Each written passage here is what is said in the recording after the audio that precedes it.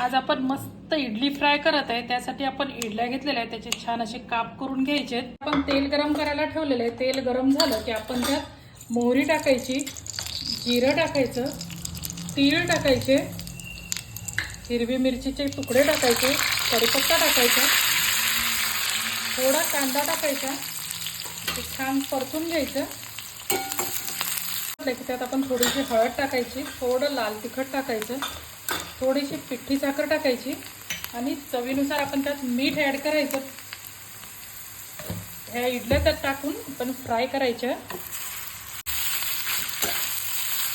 यात आपण थोडीशी आमचूर पावडर आणि थोडीशी कोथिंबीर टाकली की आपलं मस्त असं इडली फ्राय रेडी आहे, तयार आहे। हे आपण एका डिशमध्ये काढून घेऊ। मस्त इडली फ्राय तयार आहे आणि याच्यासोबत आपण कोकोनट चटणी केलेली आहे।